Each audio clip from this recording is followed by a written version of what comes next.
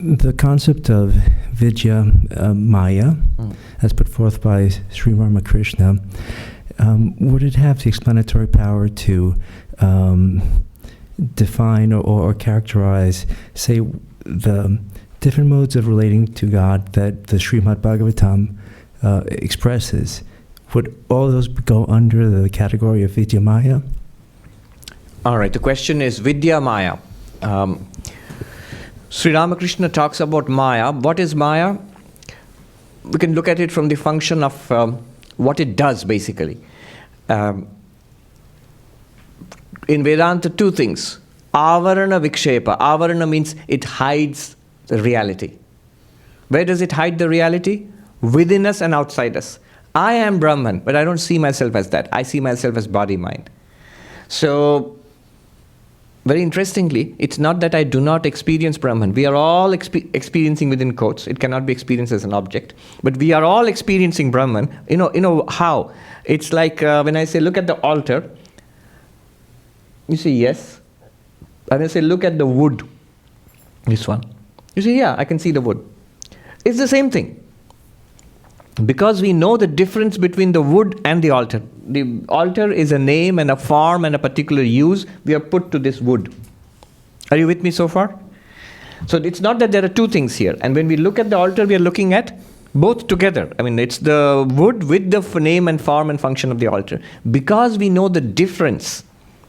When you say altar, you mean this shape and this function and this name, altar. And when you say wood, you mean the material out of the reality, the material out of which it is made. Now, when we say, I am body-mind, it's not that just the enlightened person will say, you are experiencing Brahman right here with the name and form of body-mind, but you cannot see the difference. Literally, you cannot see, you cannot understand, you don't appreciate the difference. The Drigdrishya Viveka says, because of Maya, internally within us, we do not appreciate the difference between, say, for example, mind and consciousness.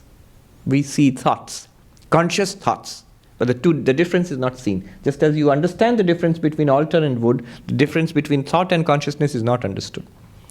And externally, Brahma Sargayo, the creation, the universe, and Brahman as pure being, it appears together to us, and we don't see the difference. So the difference is obscured by Maya. So that's one function of Maya. It obscures. Avarana. Avarana literally means veiling. And Vikshepa, projection. It projects Brahman as this universe and as this individual being. But that's not all. This is called Avidya Maya. And it is experienced in life as anger and greed and jealousy and all the negativities which tie us down deeper and deeper into samsara. But the divine qualities, self-control, truth, integrity, love, and the higher spiritual practices, bhavas, this is what he's referring to. So what are these higher spiritual attitudes?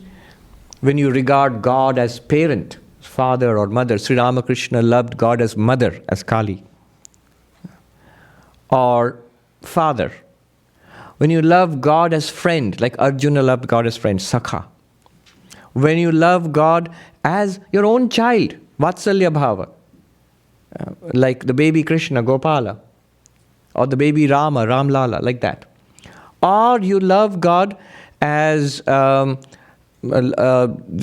attitude of the beloved, Madhura Bhava, as the gopis and Krishna.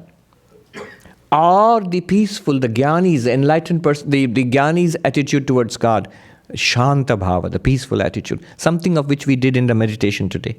That's the peaceful attitude, Shanta Bhava. Now what he's asking is, these are also within Maya, isn't it? We are in this samsara, we are practicing these things. Yes, so Sri Ramakrishna calls all of these as Vidya Maya. You are right, these are modes of relating to God. In Vedanta, in the Bhakti path, we have this principle. Divinize our relationship to human beings and humanize our relationship to God. Very beautiful principle. What are all of them? They are none other than my beloved Krishna in all of these forms. Sab Gopal hai, all are Gopala to me. And what is Gopala to me? What is God? God is my child. Gopal, a little baby. God is my mother and a Kali. So you have a mother, child, these are human relationships. But you are applying them to God. And one existence, consciousness, bliss in all beings. That's a divine thing. But you are applying it to human beings. This is called Vidya Maya. Vidya, it's still Maya. It's still within Maya. But what the difference? Avidya Maya, the Maya of ignorance, the negativities, they trap us further in samsara.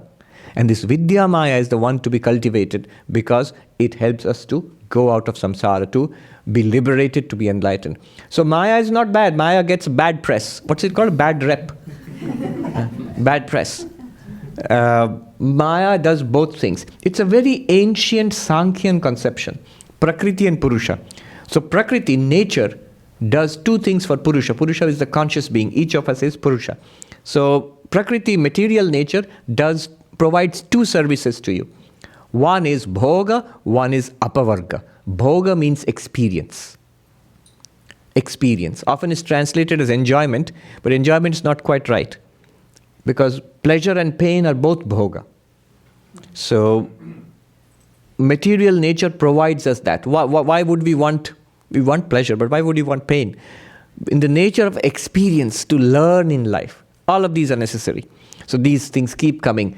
As long as we want samsara, Prakriti will, or nature will provide these two for us, pleasure and pain, happiness and misery. And this is samsara, it will continue. When we awaken to spiritual life, when we want something more, we become a seeker, then Prakriti will provide us a way out. So it's apavarga is a very ancient Indian name for moksha. Moksha means freedom.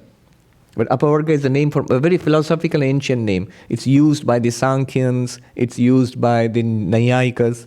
It's a very old name, out of fashion nowadays. So that same Prakriti which provides bhoga and apavarga, experience and freedom, in Vedanta that Prakriti becomes Maya. So Maya provides us with samsara and liberation, moksha. For samsara, Maya becomes avidya Maya. For liberation, Maya becomes Vidya Maya. Very good, thank you. Can I just ask a related question? Very quick. So, in terms of liberation, if you're relating with God on such deep levels, are you a liberated soul, or are you going to have to come back to finish and go past even that? If you're relating to God with these... In very personal, deep ways, are you in these ways, a liberated soul? As a child or as a friend or lover, whatever. It depends on whether it's a practice or it's a fact. By this practice, one reaches, this is a sadhana, spiritual practice, right. And there's a fulfillment of that sadhana when it becomes a living fact. The monk who came to Sri Ramakrishna in Dakshineshwar, he worshipped the child Rama in a little image of Ram Lala. But the monk could see the child Rama. He would walk around, climb on his shoulders. Nobody else saw anything else. But he would climb on his shoulders and he would play with that monk. And then when he came to Dakshineshwar, the child Rama... And so that was the fulfillment of his lifelong worship of that little image. Because now that person, he sees God in that form. It's the same Satchidananda. It's a beautiful spiritual technology, if I may say so. The same Satchidananda, the impersonal existence, consciousness, bliss, which we are talking about. We are singing there, Satyam Jnanam Anantam Brahma, infinite being consciousness. But that infinite being consciousness in a name and form. That name and form you might say is cultural, because he's a Hindu, because he is a worshipper of Rama, Ramayat Sadhu. So he sees that true. No problem there. It's a lens through which he sees. You need a name and form to see it. So that name and form is the name and form of the baby Rama. And so now, is that person realized, or will he have to come back? No, he's realized. Yeah. A strict non-dualist might insist, no, one more step. Aham Brahmasmi, I and that baby, that Ram Lala, I and that are one and the same. Sri Ramakrishna is much more liberal. He says, if you have touched the reality in some way or the other, you are liberated. If you have touched it in devotion, you are liberated. You know the reality. You know the reality, then any non-dualist who has memorized dozens of texts and argued and debated with many people, but has not actually experienced Aham Brahmasmi, as Vivekananda said, an ounce of practice is worth 20 tons of tall talk.